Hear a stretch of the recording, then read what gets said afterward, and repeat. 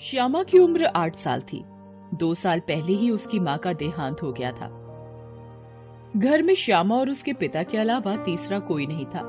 श्यामा के पापा पहले श्यामा को तैयार करते, उसका लंच बनाते, उसे स्कूल भेजते थे, फिर अपने ऑफिस जाते थे।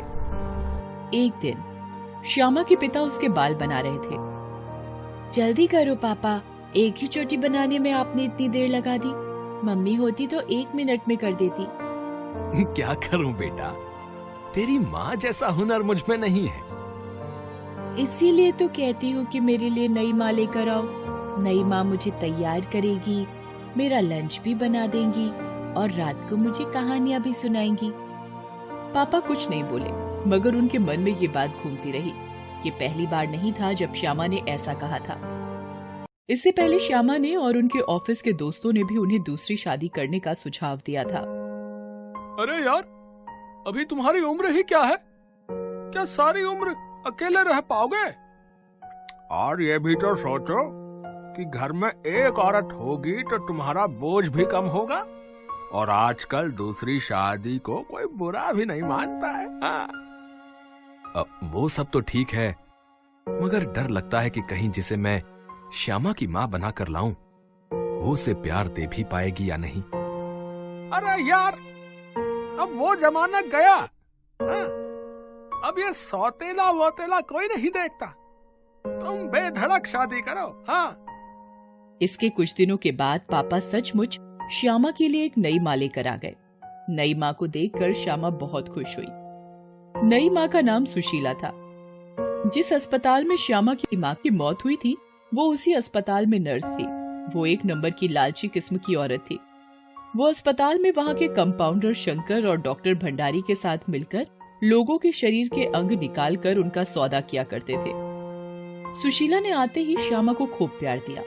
पापा ने भी सोचा कि चलो श्यामा को भी अब अपनी माँ की कमी नहीं खलेगी और उसे सुशीला का भरपूर प्यार मिलता रहेगा। मगर ये उनका वहम था।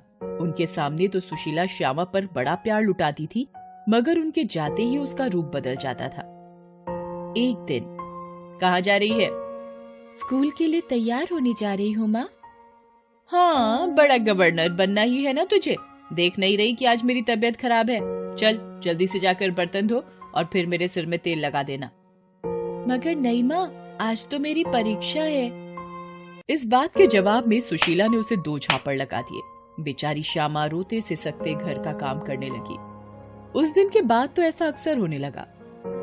सुशीला जब तब बीमारी का बहाना बनाकर श्यामा को स्कूल नहीं जाने देती थी।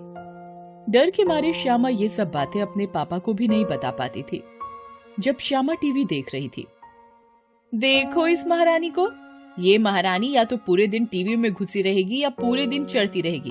ए महारानी, अगर तेरा टीवी देखना खत्म हो गया हो तो चलकर घर का कुछ काम ही कर ले। काम की ना काज की, दुश्मन अनाज की। एक दिन श्यामा स्कूल गई थी और उसके पापा ऑफिस। तभी सुशीला से मिलने उसके अस्पताल का दोस्त शंकर आया। और सुशीला जी कैसी कट रही है?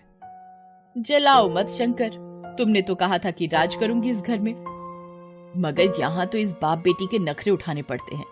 तुम बताओ यहाँ आना कैसे हुआ? 2 लाख कमाने हैं। 2 लाख? शहर के रईस घनश्याम दास के 8 साल के बेटे के दिल में छेद है। उसे एक दिल की जरूरत है। तो क्या, तुम्हारी लाडली बेटी की उम्र भी तो 8 साल है। दिल का ऑपरेशन 1 महीने के भीतर हो जाना चाहिए। बोलो क्या कहती हो? सुशीला पर लालच का नशा चढ़ चुका था। वह बोली, अगले हफ्ते श्यामा के पिता ऑफिस के काम से दिल्ली जाने वाले हैं। घर पर सिर्फ मैं और श्यामा ही रहेंगे। तब मैं उसे लेकर डॉक्टर भंडारी के पास आ जाऊंगी। मगर उसके पिता को क्या जवाब दूंगी? अरे डॉक्टर भंडारी किस दिन काम आएंगे? उनसे कहकर एक झूठा सर्टिफिकेट तैयार करवा लेंगे कि अचानक से लड़की का हार्ट फेल हो गया और वो मर गई। बस। इस तरह अपनी योजना बनाकर दोनों काम पर लग गए। अगले हफ्ते जब श्यामा के पिता दिल्ली चले गए, तब एक दिन, अरे ओ श्यामा, चल जल्दी से तैयार हो जा। कहाँ जाना है माँ? पहले तो अस्पताल में अपना चेकअप करवाऊंगी, फिर हम दोनों बाजार में घूमेंगे। ठीक है माँ। फिर दोनों अस्पताल पहुँचते हैं।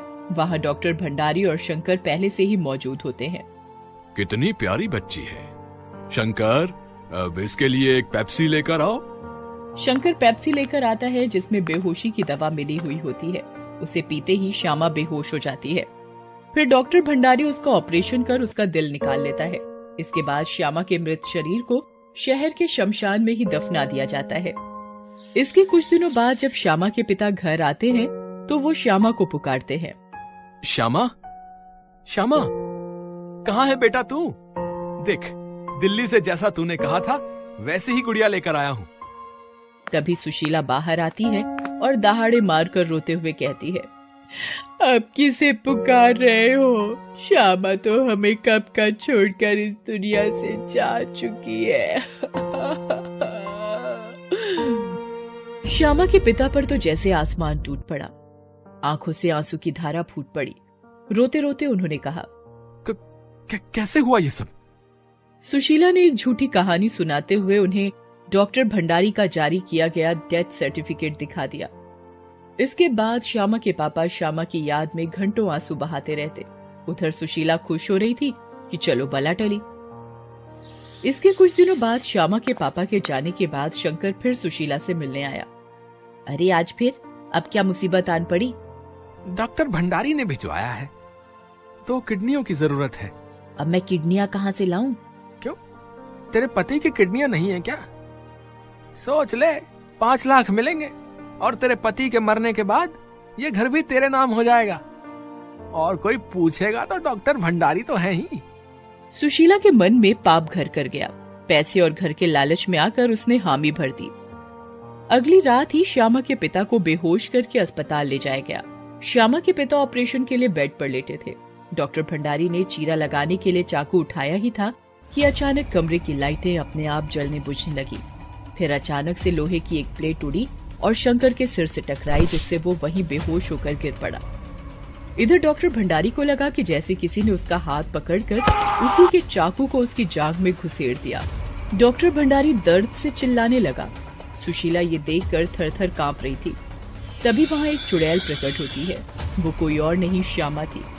उसका चेहरा गुस्से से तमतमा रहा था। उसके सीने पर बहुत बड़ा घाव था और उसका दिल गायब था।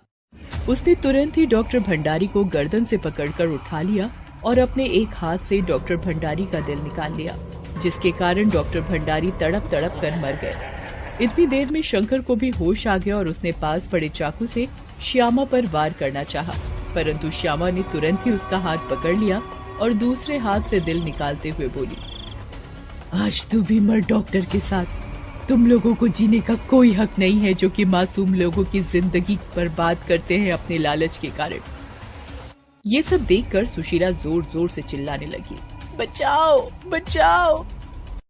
माँ, मैंने तो तुझे अपनी सगी माँ से भी ज्यादा प्यार किया था। मैं तेरे सारे जुल्म सहते हुए भी बहुत खुश थी। तू मेरे साथ ऐसे कैसे कर सकती है?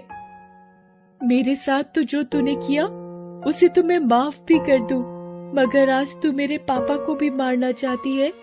तू औरत नहीं, औरत जाति के नाम पर कलंक है। तुझे जिंदा रहने का कोई हक नहीं है।